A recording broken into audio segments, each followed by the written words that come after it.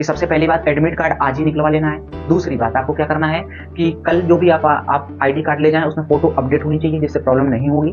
तीसरी बात मैंने बता रखा है कि आपको यदि नींद रात में नहीं आ रही है कोशिश करिए कि एटलीस्ट 4 घंटे 3 घंटे सो लो, ठीक है, जिससे माइंड फ्रेश रहे, क्योंकि स्क्रीन लाइट जो होती है वो प्रभाव करती है और डिस्टर्ब हो जाओगे, ठीक है। और उसके बाद क्या करना है आपको, क्वेश्चन पेपर जब भी मिले आपके सामने तो सबसे पहले उसी सब्जेक्ट को अटेम्प्ट करना जो सब्जेक्ट तुम्हारा बहुत ही स्ट्रांग है, उसी को अटेम्प्ट करना। जो सब्जेक्ट तुम्हारा बहुत ही स्ट्रांग है उसे अटेम्प्ट करना, ठीक है। लास्ट में उसको प्रायोरिटी पर रखना जो थोड़ा तुम्हारा क्या कमजोर है, ठीक है। और बिल्कुल टेंशन न लेना, पहला पेपर है, कंपटीशन कम है, ठीक है। लो मार्क्स पे हाई परसेंटाइल बनेगी, डेफिनेटली बनेगी। उसके बाद भी यदि कहीं चूक रह जाती है तो चिंता ना करना, जिंदगी सबको 2 मौके देती है, सबको 2 मौके देती है। हमें भी दिया, आपको भी देगी। इसमें नहीं होगा अगली बार होगा, डेफिनेटली होगा। अपने आप पे विश्वास रखना, सबसे बड़ी बात होती है सेल्फ कॉन्फिडेंस यार, ठीक है। अगर खुद पे विश्वास है तो हम हारी हुई जंग भी जीत जाते हैं, ठीक है। लेकिन खुद पे विश्वास ना हो, मनोबल टूट जाए तो हम किसी गेम को चाहकर भी जीत नहीं सकते, ठीक है। तो मनोबल बढ़ाने के लिए अपना सेल्फ कॉन्फिडेंस बेहतर रखना, ठीक, डरने की कोई बात नहीं है। हाय एवरीवन, मैं विशाल कुमार। आज का मैसेज आप उन सभी स्टूडेंट के लिए है जो कल जेईई मेंस का एग्जाम देने जा रहे हैं। तो भाई मेरे घबराना नहीं है, जेईई मेंस का एग्जाम है। कुछ मैं आपको मैसेज बता रहा हूँ, कुछ मैं अपने ओपिनियन बता रहा हूँ। एज ए जेईई एस्पिरेंट मैं भी रहा हूँ, तो मैंने भी कई सारे चैलेंजेस फेस किए हैं जेईई एग्जाम देने से पहले और जेईई एग्जाम के दौरान भी। तो कुछ आपको ऐसे पॉइंट्स बता रहा हूँ जो आपको बहुत बारीकी से ध्यान रखना है कल के लिए। तो सबसे पहली बात, बहुत ध्यान सुनिएगा, कल एग्जाम है, घबराहट तो होगी, ये आम बात है, लेकिन अपने आप को कंट्रोल करना है। ये सोचना है कि मैंने 1 साल पढ़ाई किया है तो मेरा रिजल्ट अच्छा होगा। और दूसरी बात, कल जाने से पहले जो सबसे इंपॉर्टेंट चीज होती है, जो मैंने एक बार फेस करी थी, वो है सबसे पहली बात एडमिट कार्ड।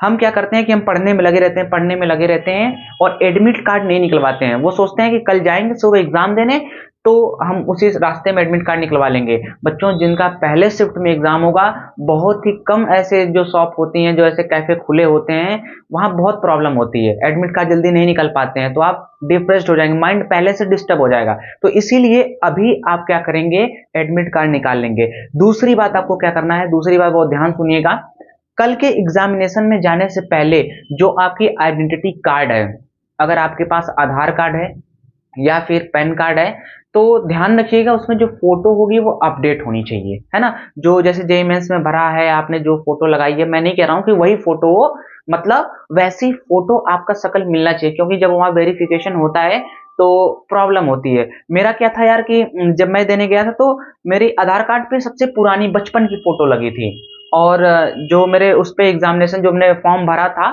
तो उस पे एडमिट कार्ड पे जो फोटो थी वो अब तब की फोटो थी, जल्दी की थी। तो यार वहां पर बड़ी प्रॉब्लम हो रही थी, कॉम्प्लिकेटेड, लाइन के बाहर खड़ा कर दिया मुझे कुछ देर के लिए, बोला कि भी खड़े रहो। फिर बाद में वहां की जो मेन इंचार्ज है फिर उन्होंने भेजा, हमने कहा भी कि अपडेट नहीं है। तो याद रखना कि तुम्हारी फोटो अपडेट होनी चाहिए, या फिर दूसरा जो आपके पास है, जैसे वोटर कार्ड है, ठीक है, अगर 18+ है आपके पास, वोटर कार्ड है, ठीक है, ड्राइविंग लाइसेंस है, तो जिसमें फोटो अपडेट हो वो लेके जाना यार, ठीक है। ये 2 बातें बहुत ध्यान रखना। और तीसरी बात मैं कह रहा हूं, बहुत ध्यान से सुनिएगा, कल एग्जामिनेशन के लिए जो कल जेईई मेंस होगा या फिर ये जनवरी का जेईई मेंस है, इसमें ध्यान रखिएगा कि इसमें कंपटीशन थोड़ा कम है। क्यों कंपटीशन कम है? क्योंकि जो क्लास 12th के बच्चे हैं, है ना, जो क्लास 12th के बच्चे हैं वो प्रिपेयर नहीं रहते हैं बिल्कुल 100%, क्योंकि उनका बोर्ड रहता है, तो वो एक डायलेमा में रहते हैं कि हमें पहले बोर्ड दें फिर जेईई दें, या बोर्ड दें या जेईई दें, तो 100% उनका क्लियर नहीं होता है, ठीक है। तो वही बच्चे होते हैं, मैक्सिमम बच्चे जो टारगेट वाले हैं, जो मैक्सिमम बच्चे ड्रॉप आउट हैं, वही अपीयर हो रहे हैं, तो थोड़ा कंपटीशन कम है।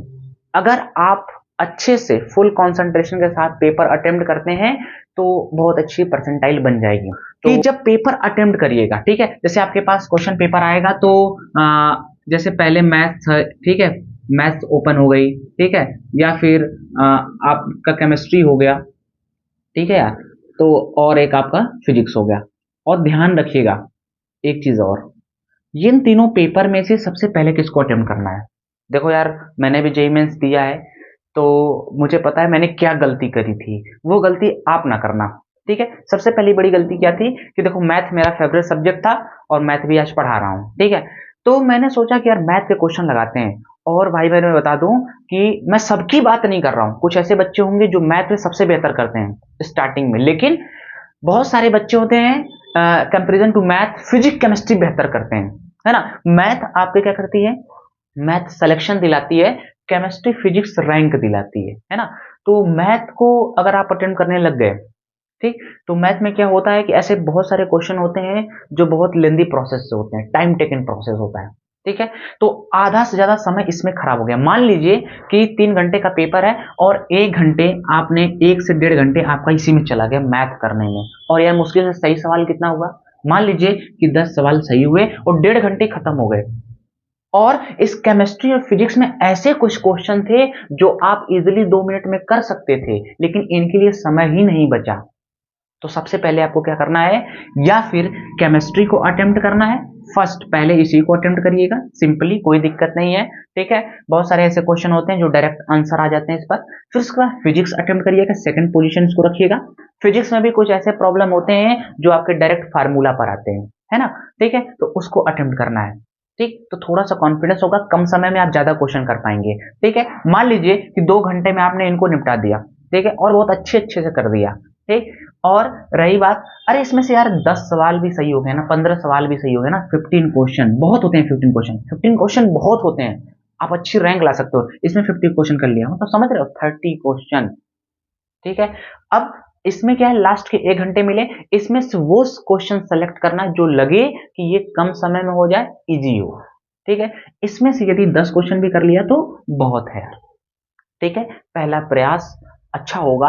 तो ध्यान रखिएगा कि क्या करना है आपको, जब भी पेपर आपके पास मिले, जब भी पेपर स्क्रीन पे आएगा, तो कोशिश करना कि इन दोनों सब्जेक्ट करो। या फिर तुम बहुत अच्छे हो मैथ में, तुम्हें लगता है कि इनके कंपैरिजन तुम्हारी मैथ बहुत अच्छी है, तो यार मैथ को अटेम्प्ट करना, ठीक है, जो तुम्हारी सबसे बेस्ट होगी। देखो यार, इसका कंक्लूजन मैं बता रहा हूं कि इन तीनों में से जो सब्जेक्ट तुम्हारा सबसे बेहतर होगा वो क्वेश्चन मत करिएगा जिसमें आपको डाउट है, ठीक है। मैं क्यों कह रहा हूँ, देखो यार, उसकी बात याद आ गई यार, वो समय, जो समय है ना, जो समय कॉमेडियन है, आपने देखा होगा, उसने बता रहा था कि अपने वो झूठ है या सच है यार। वो कह रहा था कि जब मैं गया था जेईई मेंस का एग्जाम देने, तो मुझे लगा कि यार 1/4 इसकी क्या माइनस मार्किंग, तो 1/4 समझ रहे हो क्या कर रहा था, 1/4 ये समझ रहा था, 1/4 ये समझ रहा था। वो भूल गया था कि 4 मार्क्स का होता है, तो इसका 1/4 क्या होगा, 1 मार्क्स हमारा रिड्यूस हो जाएगा, ठीक है, 1 मार्क्स रिड्यूस हो। उसने सोचा 1/4, समझ रहे, 1/4 इसका समझ लिया। उसने सारे क्वेश्चन क्या कर दिए, जो क्वेश्चन नहीं आ रहे तो उसको भी टिक कर दिया, उसको भी सर्कल कर दिया, और क्या हो गए, माइनस में चला गया।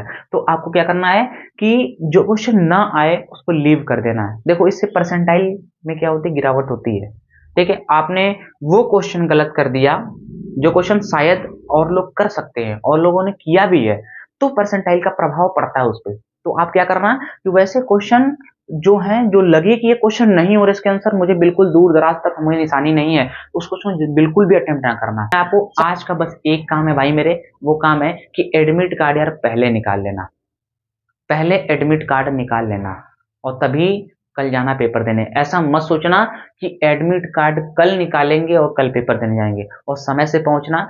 आज है भाई, देखो बहुत ऐसे बच्चे होंगे जिनको नींद नहीं आएगी यार, ऑब्वियसली नींद नहीं आती यार, हम भी पढ़ते थे तो यार नींद नहीं, लोग कहते थे, जितने बड़े टीचर्स हैं वो भी कहते थे कि रात में अच्छे से सो लेना प्रॉपर, लेकिन नींद नहीं आती है, क्योंकि यार वो मेरा एग्जाम है ना, पागलों की तरह हम लोग पढ़ते रहे हैं, और मेरा कल एग्जाम है। आज अगर हम 2 घंटे नहीं सोएंगे तो कल 2 घंटे, शायद हम 2 क्वेश्चन, अगर आज सो गए 2 घंटे, दो दो क्वेश्चन छूट गया मेरा, ऐसा होता है। लेकिन कोशिश करना, मैं नहीं कह रहा हूं कि आप सोते ही रहो, नहीं, कोशिश करना कि 4 घंटे की, 4 घंटे, 4.5 घंटे की नींद जरूर ले लेना। ऐसा इसलिए कह रहा हूं क्योंकि 3 घंटे पेपर है, 3 घंटे आपको स्क्रीन पे बैठना है। आपने प्रैक्टिस किस पे करी है, आपने प्रैक्टिस पेपर पे करी है, लेकिन स्क्रीन पर बैठना, स्क्रीन की जो लाइटें होती हैं आंखों पड़ती हैं, तो हमारा जो माइंड है वो थकने लगता है, ठीक है। तो 3 घंटे के बाद जो ये एनर्जी पहले पहले पहले पेपर में रहेगी, जो पहले सब्जेक्ट में रहेगी, वो एनर्जी लास्ट वाले में नहीं रहती है, ठीक है। तो आप सो लेना 4 घंटे, कोशिश करना 4 घंटे सो लो। उसके बाद क्या करना है आपको, तब जाना है 3 घंटे का पेपर, मतलब समझ रहे हो, स्क्रीन की लाइटें जब पड़ती हैं आंखों पर तो थकावट होती है, मुझे हो रही थी, ऐसे बहुत सारे बच्चों को हो रही थी। एडवांस के पेपर में तो यार उल्टी तक, यार वोमिटिंग तक बच्चे कर दिए थे, आधा तो सो रहे थे। 2 पेपर एक ही दिन में होता है, एडजस्ट नहीं कर पा रहे थे स्क्रीन पर, है ना। अभी तो आपके पास समय बचता है यार, तो कोई भी नई टॉपिक आपको नहीं पढ़नी है, नई टॉपिक बिल्कुल भी नहीं पढ़नी है। केवल और केवल फार्मूले सारे रिवीजन कर रहे हैं यार। जितने भी केमिस्ट्री, फिजिकल केमिस्ट्री के, इनऑर्गेनिक, ऑर्गेनिक के जो कुछ भी फार्मूले हैं उसको 1-2 घंटे में पूरा निपटा दीजिए। मैथ के सारे फार्मूले पकड़ के रखिएगा, सारे फार्मूले आपको याद होना चाहिए यार। जेई का पेपर देने जा रहे हो मतलब मैथ के सारे फार्मूले याद होने चाहिए। इवन मैथ के नहीं, फिजिक्स के, केमिस्ट्री के, तीनों के फार्मूले याद होने चाहिए। अगर फार्मूले नहीं याद है फिर कहें कि जेई देने जा रहे हो यार। कभी कभी क्वेश्चन क्या होता है, सारा क्वेश्चन आपने कर लिया, लास्ट में एक स्टेप में जो फार्मूला यूज हो रहा है यदि वही फार्मूला आप भूल जाते हो तो 4 नंबर गया है यार, है ना।